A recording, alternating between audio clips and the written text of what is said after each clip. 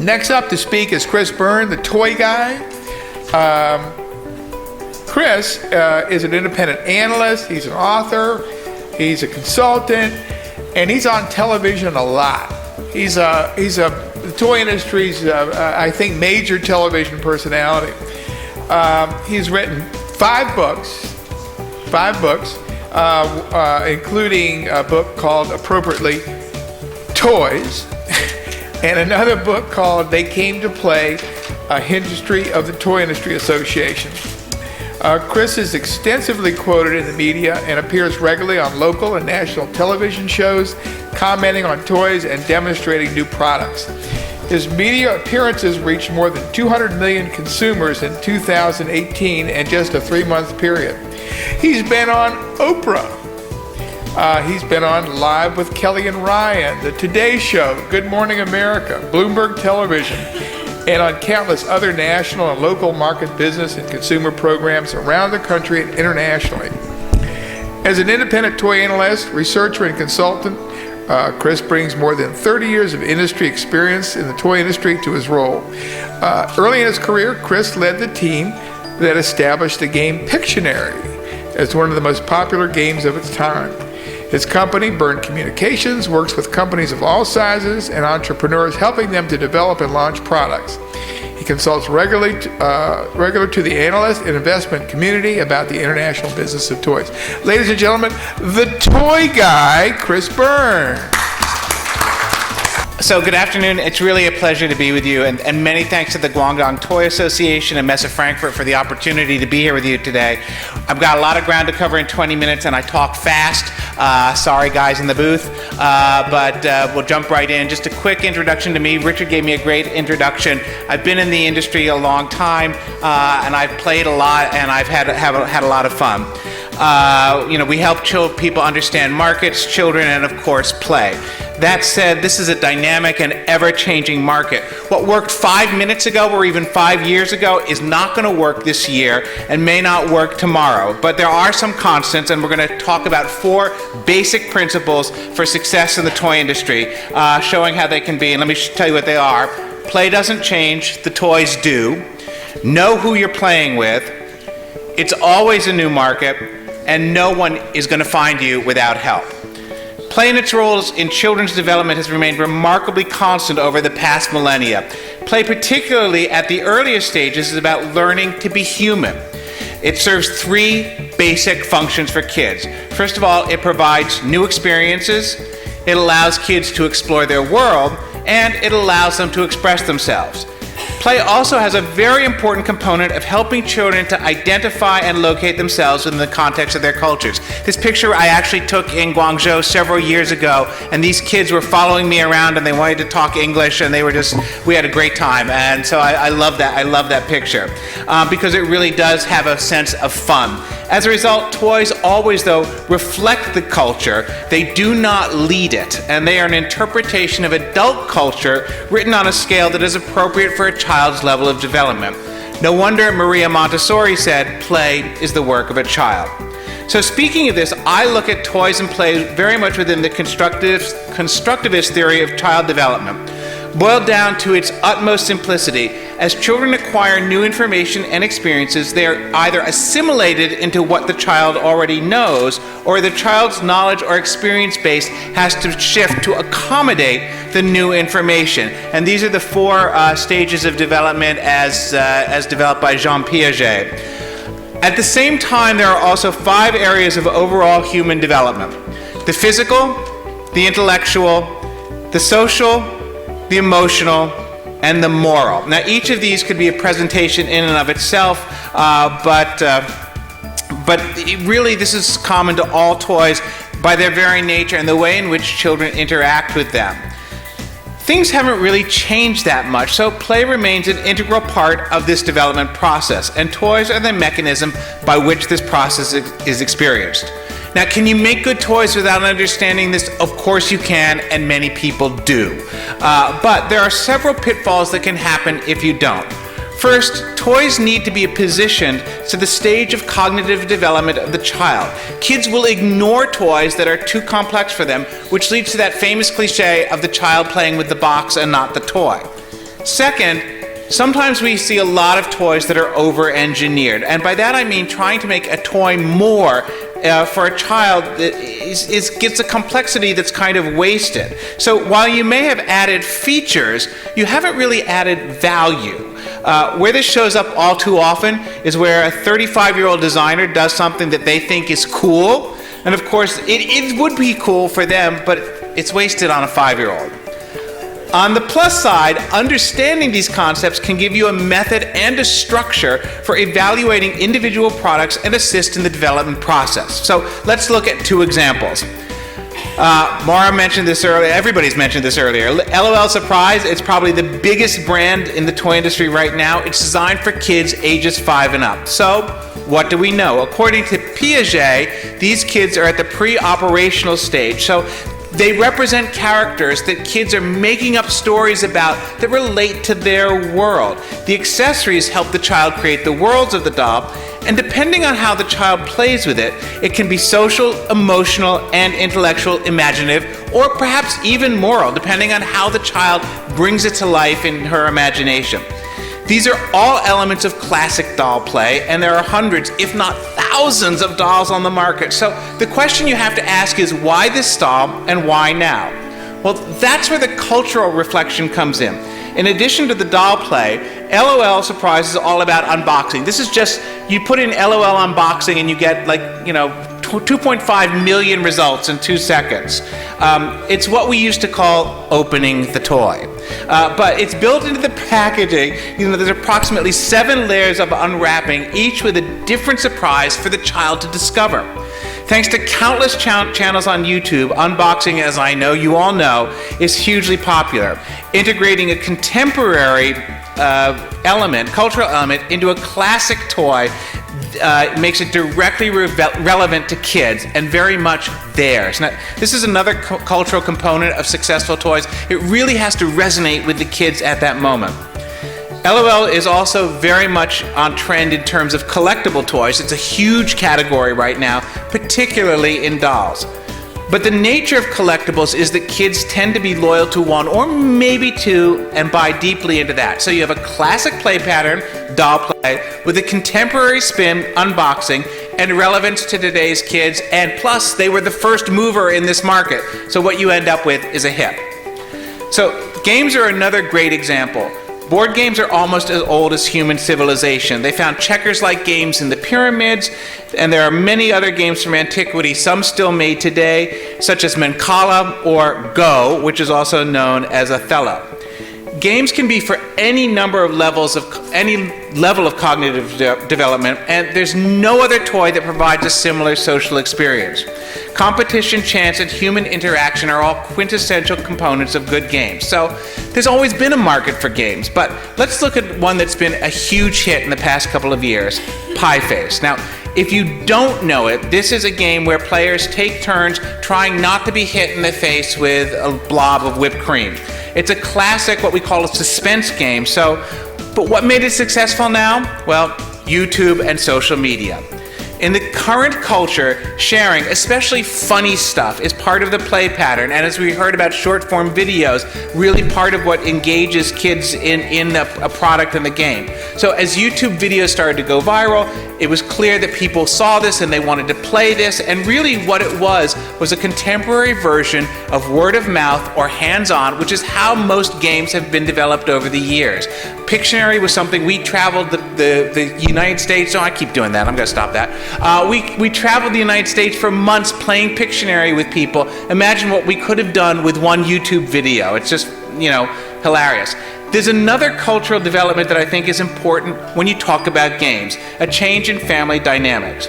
In the 1960s and 1970s, which was the last sort of so-called golden age of games, this dynamic was very different. Kids saw themselves as separate from parents, parents and most often dad were portrayed as losers in game commercials. So you can see the kid in the Battleship game is beating dad there. That was really, really important at the time, as kids had a separate identity. So you need to be thinking, but today we have a very different relationship between parents and kids. So you need to be thinking about games that the entire family can play, everyone can win, or everyone can look ridiculous. So I'd like to give you some quick highlights of what's working in other categories right now and what it looks like for the near future. As you're developing toys and thinking about what's out there, I would really encourage you to look at them in the context of where they fit. So we're going to start with vehicles. Hot Wheels was recently named the #1 toy brand globally by NPD. It's all about action, competition, speed, and performance. There's characters and licenses which are doing really well. Some of the Hot Wheels cars with licenses are a complete departure from what they did in the 70s, 80s, and 90s. And for preschoolers, you see a lot of real world in vehicles, whether it's construction, heroism, things like Paw Patrol. It really does get kids involved with them. And finally, there's some tech integration, which is like RC, which gets kids playing with things with the smartphones that are in their pockets. Sports toys this is a huge category, and it covers everything from blasters to balls. We've got outstanding performance. The image on the right is Super Ball from the 1960s. That's the ad. It was all about how high it bounced. But you've also got blasters such as Nerf and Zuru. And here's the thing about Zuru. They're doing really good blasters at a value price. And given the way kids move through toys right now, sometimes good enough at a lower price is a competitive advantage. You have to really determine that. The big difference is that all of the inexpensive blasters before Zuru brought theirs out, they didn't perform all that well. So it's really been a game changer. Construction, this continues to be a strong category, largely, of course, driven by Lego.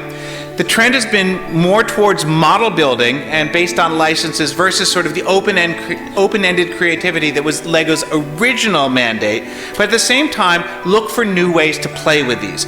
The three components of construction toys are build, display, and play. Build and display continue to be strong, and we're seeing a lot more of play built into these toys. We're going to talk about that a little bit more in our discussion of STEAM. Arts and crafts. The so-called maker movement has really driven this category. Crayons and paints always do well. But when you look at real craft products, you're seeing things like friendship bracelets, and this is the Kumi bracelet maker that was from Spin Master last year. Again, thinking about social and not just the making process, but the sharing process and how that's really important for kids today. Tech toys have really changed. When you think about it, today's 13-year-olds have never lived in a world without a smartphone. Today's 9-year-olds have never lived in a world without a tablet. So you realize that tech in and of itself is not a wow to kids. The high-end robot is great for an older person, but the younger kids love guys like my bro there, which is a really great personality. It's a toy brought to life by technology. When you're thinking about this kind of stuff, you have to think about the child rather than the chip. And I'll probably say that again. This refers back to earlier what I said about making toys that are right for the cognitive level of the child. So finally, for this part, I want to talk a little bit about STEM, STEAM, and STREAM. This is a really important component of the toy industry right now, and I know that there are markets like all over Asia where a lot of attention is being paid to this. The good news is that if we look at this from a developmental standpoint, all play is learning. The question we're talking about, though, is foundational learning, such as spatial relationships, object permanence, sorting, fine motor skills, some gross motor skills as well, or curricular learning, which is things like pre-reading and reading, numeracy, number recognition, all of these points you see up here, these are things that are curricular and based on STEM. So many toys, most preschool toys, really deliver on that foundational STEM learning because kids are really manipulating them and playing them as their brains are developing. Many other toys deliver on these curricular, such as robotics and coding toys. Now, this is not particularly new. People have talked about education in toys for years. The Erector set, Tinker Toy, all of the science sets from the 1950s and 60s and so forth. And the appeal of these toys is always that kids love them because they love learning things. And knowledge is a kind of currency for kids. They love sharing it with you. You know, they come up and say, look what I learned, look what I made. It's really important for them. What's new is calling them STEM and STEAM. So I love these toys, and especially when you watch kids learn to code and get a robot to do something that they couldn't do, it's really very empowering for kids. But there are also two things to be aware of with STEM and STEAM. First of all, the toys have got to be fun. The last thing you want is a kid saying, hey, you just finished your homework. What do you want to do? Hey, more homework. That sounds like a great idea. It's, as I said before, it's important to focus on the child rather than the chip. Empowering children through this kind of engaging toy is really, really one of the most important things you can do as a designer. And second, beware of using STEM and STEAM as a buzzword. It's really important, especially as you communicate to parents and the people who are buying the toys, what the educational curriculum or outcome is going to be. It's really important in the current market because certainly in the US we've seen STEM and STEAM misused to the point where people are scratching their heads and going and not paying attention, and that would be unfortunate. And one other additional point I want to make about STEM and STEAM is in the US at least, there has been a backlash against screens. Kids having too much screen time. My personal opinion is I think you should be more concerned about what's on the screen than the screen itself, but that's what's going on. But what we're seeing as a result of this is a trend that we're calling STEM without screens. And one great example of this is a new game that's called Gridopolis. It's a hybrid of gaming, construction, and creativity, and it works very simply to hit several of the key components of a STEM curriculum. First, it gives kids early accessible experience with a defined system. It has rules, structures, emphasizes problem solving, and has specific outcomes. It has real-world application in terms of creativity, forming objectives and following through, and in this case, creating and building and playing a game. It allows for experimentation, failure, reinforcement, and a process towards mastery. And failure is really important for kids to do this. They want to try it again. You see it a lot in extreme sports. They know that they're only going to hit 1 out of 10 tricks that they do, but failure is really learning. And it actively engages the kids in building on the basic platform to create their own rules and designs. So you can actually look at any curricular STEM toy against these 4 basic ideas, and especially with regard to number 4, to make it fun, to see if it's going to work. So my second point, know who you're playing with. You need to identify your consumer as specifically as possible. And we're not just talking about age grading, income, basic demographics, etc. You'll want to know what excites these kids and what toy are they going to put down in order to pick up your toy. I say that to people all the time, and it's a question you need to answer. You can do this in a number of ways. You can field formal research, but that takes a lot of time and is expensive. But more importantly, you can do a lot of anecdotal trend research, looking at lifestyle, entertainment, social media, fashion, and more, because you are competing with everything that is competing for a kid's attention right now. So I want to give you 2 very quick examples. Design is really important right now. Sophisticated design has become increasingly important to people. There are 2 things to show you here. That's the new Fisher-Price Bouncer, the Dolce Anteater. Both of these things, parents would not be upset if they ended up in the living room when people came over because they're beautiful. They're really done well. They're mid-tier price points and really appealing. The second is reflecting contemporary lifestyles. There's a new doll out called It's called Snapstar, and what they've done though is it's basic fashion doll, but in playing with it, they've integrated the mobile phone and social media and photo sharing into their play, so that kids are updating the classic doll play to reflect how kids are using their phones, that they're a part of their life. It's what influences them and what interests them. The point here is that if you really want to break into a market or a product category, you'll need to do a really, really deep dive, not just into the toys and the concepts, but into the entire lifestyle of your customer. It's a lot of work, and it's getting a bit more challenging, definitely. As my next principle demonstrates, it's a whole new market. The first thing you have to understand and embrace about this point is that the mass market, as we once described it, is gone. 50 years ago, companies could push 3 or 4 toys, advertise them on television, and drive them through the stores. That doesn't really exist anymore. Partially due to fragmentation of the media market, and partly due to how consumers consume media, the balance of power has shifted completely to the consumer. They are the specifier, they are the programmer, they are the person making the choice in any moment. The result is a collection of what we call niche markets, and consumers who are engaged in a niche tend to buy deeply in that, as we saw with LOL Surprise and we see with other ones, but they're not interested in, and they might even be oblivious to, other niches. Let me give you one example of something that's working. Zing created an item called StickBot. Now StickBot, these guys, you can actually pose them and make stop motion movies. And so kids were doing that, they were posting them online. It grew organically. They now have 936,000 subscribers to their YouTube channel, and it's a number that they've built organically just by playing with the niche. The kids who love this, but there are a lot of kids who don't even know about this because it's not really on their radar, and that's fine. They're making plenty of money just doing it that way. So today's brands are communities, so being conscious of how you build that community, like StickBot did, is really important. You are not going to be all things to all people, but you can be something desirable and valuable to your core consumer. One of the things we routinely do is help companies identify what that community is and how to talk to them. It's really important that you master that, because that's who you're going to be engaging with. Another major trend is the rise of fandom, and you're going to see this on the floor. I already saw it a little bit with Marvel as we were going by today. Mostly entertainment-based, mostly bought by adults. This is a huge component of the business right now, and it's really driving everything from product design to innovation. Really quickly, retail is changing as well. We heard about Toys R Us Asia. I'm really jealous. I think that's amazing what you guys are doing.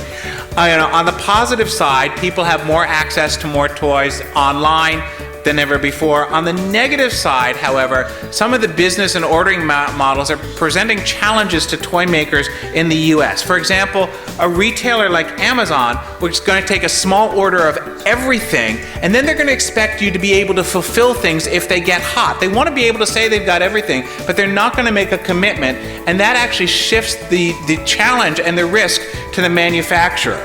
Where manufacturers, used to be as a manufacturer, you could say, okay, we've got these projections, we're going to manufacture this, we're going to sell the X amount, we know. Now it's really you don't really know, so you have to figure it out.